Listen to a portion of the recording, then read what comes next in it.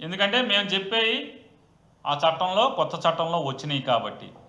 ఏది వక్ఫ్ board CEO ముస్లిమేతరులు ఉండొచ్చు. అలాగే వక్ఫ్ బోర్డులో సభ్యులుగా 2 ముస్లిమేతరులు ఉండాలి. వక్ఫ్ ఆస్తులు కలెక్టర్ ఎప్పుడు కావాలంటే అప్పుడు తీసేసుకోవచ్చు. అది వక్ఫ్ది కాదు అని కలెక్టర్ డిక్లేర్ చేయటానికి సంపూర్ణమైనటువంటి అధికారాన్ని కలెక్టర్కి ఇచ్చినట్టుగా ఆ సవరణ చేశారు. ఇట్లాంటివన్నీ మేము తప్పు పడుతున్నాం. ఇది తప్పు. ఏ మతాన్నైనా మనం సమంగా చూడాలి. అదే మన మతంలో హిందూయేతరులని కమిటీ మెంబర్లుగా, బోర్డు మెంబర్లుగా, పాలక మండలి మెంబర్లుగా ఉండాలి అని చట్ట సవరణ మనం చేయగలమా? కేంద్రం కానీ ఇక్కడ కానీ, లేదా క్రైస్తవ కమిటీల్లో క్రైస్తవేతరులు ఉండొచ్చు అని చట్ట సవరణ చేయటం ధర్మమా? అలాగే ముస్లిం కమిటీల్లో కూడా ఆ వక్ఫ్ కమిటీల్లో ముస్లిమేతరులు 2 ఉండాలి అని చేయటం కూడా ధర్మం కాదు.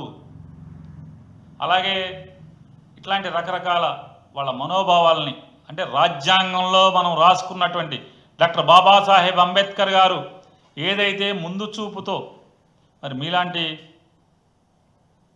ఇట్లాంటి వాళ్ళు వస్తారని తెలవక ఆయన మామూలుగా రాసినట్టు, లేకపోతే వీటికి తాళాలు వేయడానికి కూడా చట్టం వేరేగా పెట్టేవాడేమో.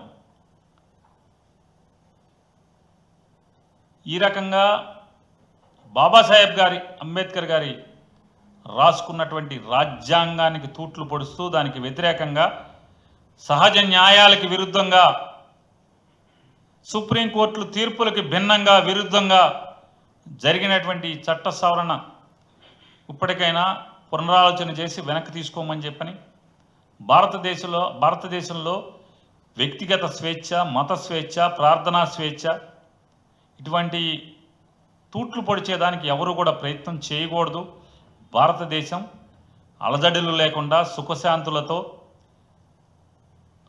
సౌద్భావ వాతావరణంలో దేశం విరాజిల్లాలని చెప్పని మనస్ఫూర్తిగా కోరుకుంటూ దానికి అనుగుణంగానే రిట్ దాఖలు చేయటం జరిగిందని చెప్పినది ఆంధ్రప్రదేశ్ రాష్ట్ర ప్రజలందరూ కూడా తెలియజేసుకుంటూ, అలాగే నిన్న బాబాసాహెబ్ అంబేద్కర్ గారి జయంతి సందర్భంగా ఆయన్ని స్మరించుకుని, అంటే సంవత్సరానికి ఒకసారి దండం పెడతారు చంద్రబాబు నాయుడు గారు, కానీ ఆయన పాలన చూడండి.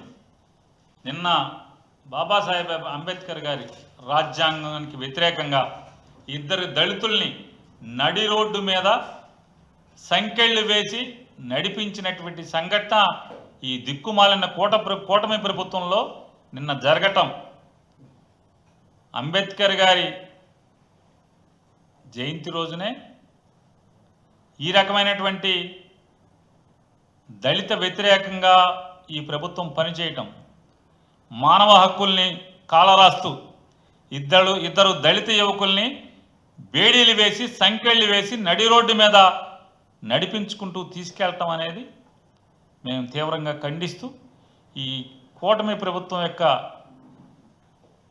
ద్వంద్వ వైఖరిని తూర్పారబడుతూ ఇటువంటి మళ్ళీ తప్పుడు పనులు చేయొద్దని చెప్పని కూడా వారికి హెచ్చరిక చేస్తున్నాం. చంద్రబాబు గారు జగన్ మీద ఎకానమీస్ నిఘా వేశారని కూడా కోర్టులో అప్రూవ్ చేసింది మేడం.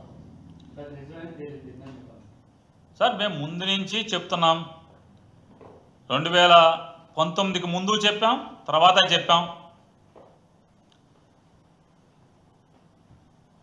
జగన్మోహన్ రెడ్డి గారు కానీ ఆయనతో పాటు పనిచేస్తున్నటువంటి సుమారుగా ఒక 100 మంది ఫోన్లు ట్యాపింగ్ చేస్తున్నారు.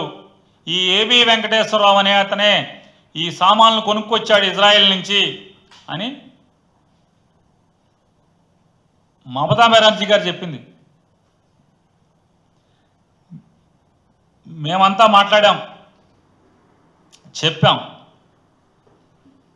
కానీ చంద్రబాబు నాయుడు అటువంటి మేము చేయలేదు, ఇవన్నీ అభూత కల్పనలు అని చెప్పని ఈనాడు జ్యోతి కూడా రాశారు.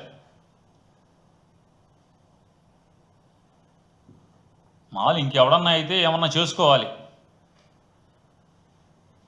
ఈనాడు కానీ ఆంధ్రజ్యోతి కానీ చంద్రబాబు నాయుడు కానీ ఇవాళ సాక్షాత్తు వాట్సాప్ అనేటువంటి వ్యవస్థను నడుపుతున్నటువంటి మెటా సంస్థ 2018-19 మధ్య సంవత్సర కాలంలో సుమారుగా 100 మంది ఫోన్లు ట్యాప్ చేశారు ఆంధ్రప్రదేశ్ ప్రభుత్వం వారు అని చెప్పని హైకోర్టుకి వారి సమాధానాన్ని దాఖలు చేయటమే చంద్రబాబు నాయుడు అధికారం ఉంటే ఎంత దిగజారి తప్పుడు పనులు చేస్తాడు అనే దానికి ఇది గొప్ప ఉదాహరణ, రికార్డెడ్ ఉదాహరణ. ఇది రాబోయే రోజుల్లో ఇంకా ఎన్ని పాపాలు చేస్తుంటాడో మనం చూస్తుంటాం. మనం ఇంకా బోళ్ళను ఉంటాయి.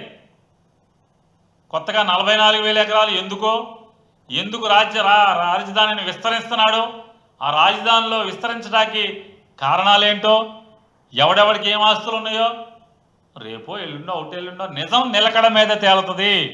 ఖచ్చితంగా రేపో ఎల్లుండో మాపో ఖచ్చితంగా ఈ పాపం చంద్రబాబు చేస్తున్నటువంటి ఈ 40,000 ఎకరాలు, మన ఇంకా 40,000 ఎకరాల విస్తరణ వెనక ఏం కుట్ర ఉందో తొందరలోనే బయటకు వస్తుంది అని నేను అనుకోండి. ఎందుకంటే చంద్రబాబు ఏదో ఒక కుట్రో ఏదో ఒక పాపమో తప్పుడు ఆలోచన లేకుండా రాష్ట్రం కోసం నిర్ణయాలు అయితే తీసుకోడు కాబట్టి అని నమ్మేవాడిగా ఖచ్చితంగా మనకి రేపో ఎల్లుండో ఏదో ఒక నిజం బయటికి రాకపోకుండా ఉండదని నేను నమ్ముతున్నాను.